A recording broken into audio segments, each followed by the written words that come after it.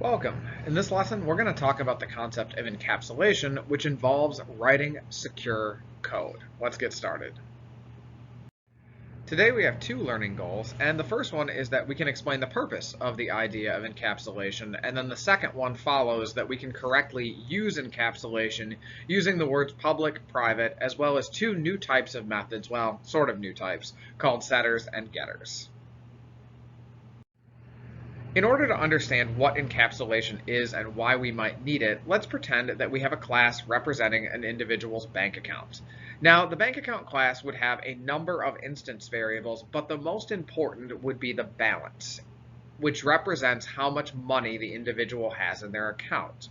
We'd also have methods like deposit, withdraw, interest, maybe something with a loan. And it makes sense that these methods would be able to modify the balance. For example, deposit adds money to the balance, where withdraw would subtract money from the balance. But what about external forces? Should things outside of this object be able to modify the balance? Should somebody be able to simply say, my bank account dot balance equals a million? Or my bank account dot balance equals 0? Probably not. So these external forces that could potentially modify the balance, they could be hackers, it could be somebody accidentally making a change, could create a situation where my bank account balance is compromised, and this would represent unsecure code. So no, we don't want external forces to be able to modify our balance, but in order to prevent that, we have to do some work. The purpose of encapsulation is really to protect the instance data of an object. And what we do is we make the object self-governing. And what that means is that only the methods are allowed to modify the data. So deposit could modify the balance, withdraw could modify the balance. Any of the methods within the class can modify the balance. But to the outside world, balance is invisible. It is not accessible. It is locked down so that only the methods can access it. And what this does is this creates secure code. And it's not that we can't modify the balance, it's just that in order to modify the balance, we have to call a method, and then the method will modify the balance. And in doing this, we control how the balance is modified. And so it can't just be accidentally or intentionally changed in a way that it's not supposed to be. In order to write secure classes and encapsulate them, we need to use what are called Java's visibility modifiers, which are private and public. You've probably seen these words before and maybe have some idea of what they mean, but here we're going to dive in a little bit deeper. So if something is private, that means that from outside of the class, it is invisible. And in this example, our tweet, I've made all of the instance data private. So that means that that data can still be used within the class. So text, author, and likes, I can use them anywhere I want inside of the tweet class, but the outside world has no access to them. Instance variables should always be private. Always be private, and that's going to be the expectation going forward and the expectation on the AP exam. Now, conversely, the visibility modifier public makes it so that something is visible outside of the class. And generally speaking, we're going to want our methods to be public because the methods are what the outside world is going to use to interact with our object. So just to make this practical, I don't want the outside world to just be able to set the likes to 1,000,000. But I do want them to be able to like tweets, and so I've provided a method that is public where they can do that. The variable is private, but the method is public. This chart summarizes the effect of using public and private on variables and methods. So starting in the top left, public variables in a class are a no-no because they violate encapsulation. In other words, we want to protect that data, and public exposes that data to the outside world.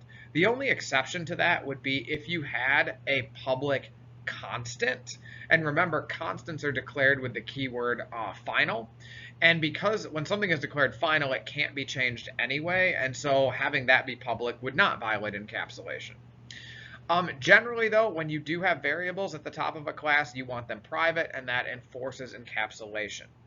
Now, for methods, most of your methods are going to be public because that's what allows the outside world to interact with your object. However, occasionally you may have private methods. Sometimes private methods might have an internal job to do, and you never really intend for them to be called by the outside world. And so it's possible that you could have private methods. It's not wrong and maybe even very useful in some cases, but typically your class methods are going to be public and your variables are going to be private. Having all of my class variables private definitely enhances the security of my objects. However, it also creates some inconveniences that I have to deal with. For example, suppose that a client is using a tweet object. So you can see I've got code here where I make tweet t equals new tweet. And suppose this code wants to use and access the number of likes, but not change it. So here you can see the example. We access the tweet, we access the likes. If there are more than 100 likes, we have a print line message that says that this is a viral tweet. So my question is, would this violate encapsulation? And the answer is, yeah, it does violate encapsulation because you can see that I'm accessing instance data that should be protected. But I also know that the way this is being used or the way the client wants to use it, the client doesn't really want to change the number of likes. They just want to look at it. And looking at it shouldn't be a problem.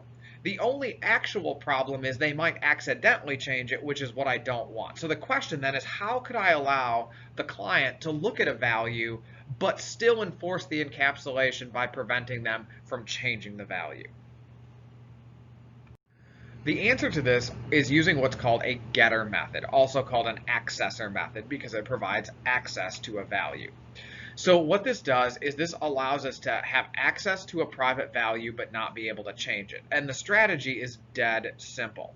So my likes is indeed private, which is what I want. That enforces encapsulation. But what you'll notice is I added a method down below, public int get likes. And by the way, getter methods often start with the word get. And the method is really simple. All it does is return the number of likes. And so if I want to know how many likes a tweet has, I can't access the variable, but I can call the method which will return the number of likes. And notice that with this system, there's absolutely no way to change the number of likes from the outside world. I can only get it. And now with this updated strategy of using a getter method, you can see my code, which used to say if t.likes is greater than 100, now I call the method t.getLikes. And that returns the number of likes, but again, doesn't give me access to the data. The data stays private. So suppose our client wants to actually modify their tweet object. Maybe they want to change the text. And so in my example, we see that I say t.text equals and then some string.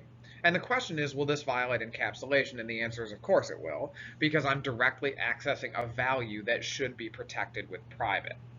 But at the same time, it's not realistic to expect that a client will never ever want to modify some values in an object. And so the question is, how can I allow for this, but still at least have some control of how the value is changed? Setter methods give us the ability to change an instance variable while still keeping it private.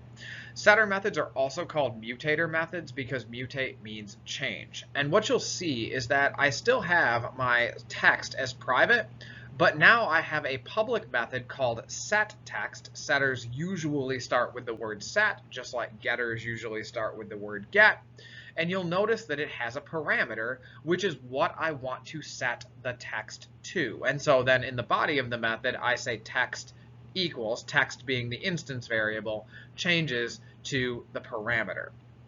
Now, this doesn't entirely prevent unwanted changes, but the key thing is that with the method, I have the ability to control how the value is changed. For example, I could put an if statement in that only allowed the text to be changed if the new text was, I don't know, say, not empty.